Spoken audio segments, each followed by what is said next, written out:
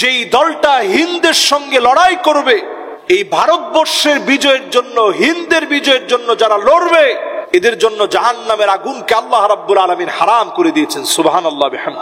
এই লড়াইটা এত ভয়াবহ হবে, এত পরিমাণ মুসলমান এই লড়াইয়ের মধ্যে মারা যাবে, শহীদ হবে, রক্ত টাকনু পর্যন্ত পৌঁছে যাবে। মুসলমানের রক্ত জমিনে এত বেশি পড়বে, মুসলমানদের টাকনু পর্যন্ত রক্ত পৌঁছে যাবে।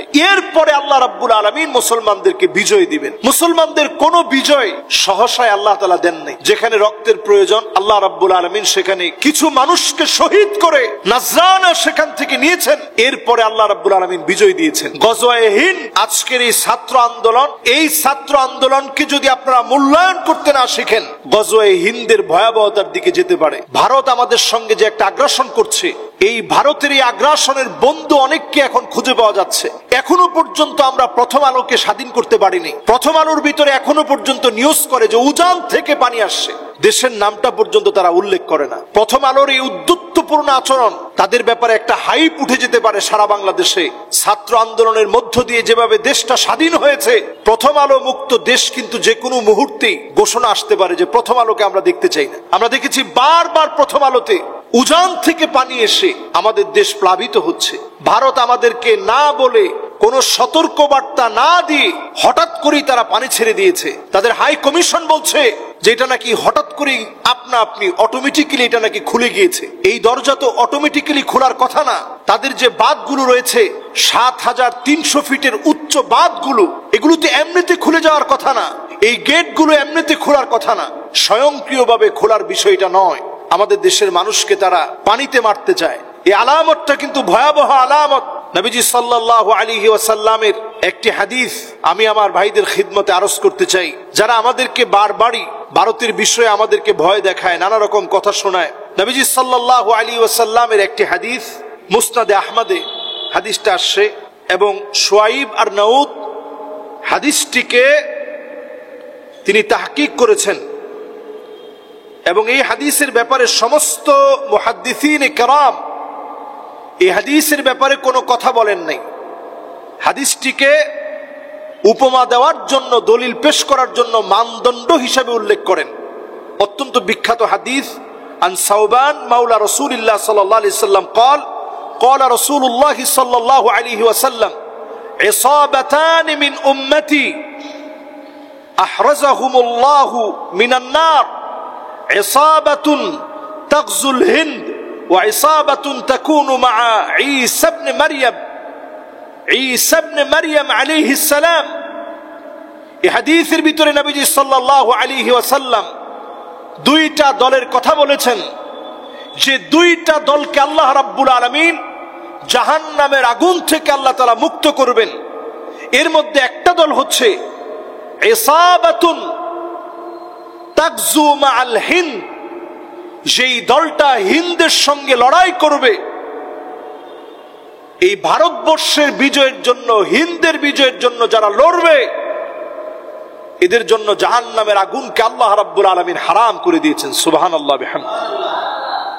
এবং আরো একটি গ্রুপের জন্য আল্লাহ রাব্বুল আলামিন জাহান্নামের আগুন হারাম করেছেন, যারা ঈসা ইবনে মারইয়াম আলাইহিস সালাতু ওয়াস সালামের সঙ্গে লড়াই করবে, দাজ্জালের বিরুদ্ধে লড়বে। এখানে পরিষ্কার, এই সহিহ হাদিস থেকে পরিষ্কার দুইটা বিষয় বের হয়। একটা লড়াই হবে ভারত বিজয়ের জন্য। এই লড়াইটা এত ভয়াবহ হবে, এত পরিমাণ মুসলমান এই লড়াইয়ের মধ্যে মারা যাবে, শহীদ হবে, রক্ত টাকনু পর্যন্ত পৌঁছে যাবে। মুসলমানের রক্ত জমিনে এত বেশি পড়বে, মুসলমানদের টাকনু পর্যন্ত রক্ত পৌঁছে যাবে।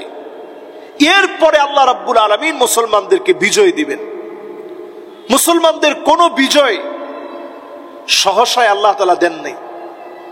যেখানে রক্তের প্রয়োজন, আল্লাহ রাব্বুল আলামিন সেখানে কিছু মানুষকে শহীদ করে নাজরানা সেখান থেকে নিয়েছেন। এরপরে আল্লাহ রাব্বুল আলামিন বিজয় দিয়েছেন। গজওয়ায়ে হিন্দ, আজকের এই ছাত্র আন্দোলন, এই ছাত্র আন্দোলনকে যদি আপনারা মূল্যায়ন করতে না শিখেন, গজওয়ে হিন্দের ভয়াবহতার দিকে যেতে পারে। আমি আরো একটি বিষয় পরিষ্কার করে বলতে চাই, স্বাধীনতার এই সময়ে আপনাদেরকে স্মরণ করিয়ে দিতে চাই মিশরের কথা। মিশরের হাফেজ মুরসি রহিমাহুল্লাহ যখন ক্ষমতায় আসলেন, ক্ষমতায় আসার পরই হিজবুল হুররিয়া ওয়াল আদালা থেকে তিনি ক্ষমতায় আসলেন। মুসলিম ব্রাদারহুড থেকে যখন তিনি ক্ষমতায় আসলেন, মানুষের স্বাধীনতার দায়িত্ব নিয়ে যখন তিনি ক্ষমতা গ্রহণ করলেন, ঠিক আজকের যে প্রেক্ষাপট বাংলাদেশে তৈরি হয়েছে, দিনের পর দিন হুসনে মুবারকের জুলমের পরে এমন একটা প্রেক্ষাপট তৈরি হয়েছিল তাহরির স্কয়ারে। এক আন্দোলন জালেমের ভিতকে, নরবরে ভিতকে কাঁপিয়ে দিয়ে বিজয় এনে দিয়েছিল মুসলমানদেরকে। সেই বিজয়টা আসার পরে দীর্ঘদিন স্থায়িত্ব লাভ করতে পারে নাই, কারণ আমরা মুসলমানরা অনেক সময় শত্রু চিনতে দেরি করি। পাশেই ইসরায়েলের নেতানিয়াহু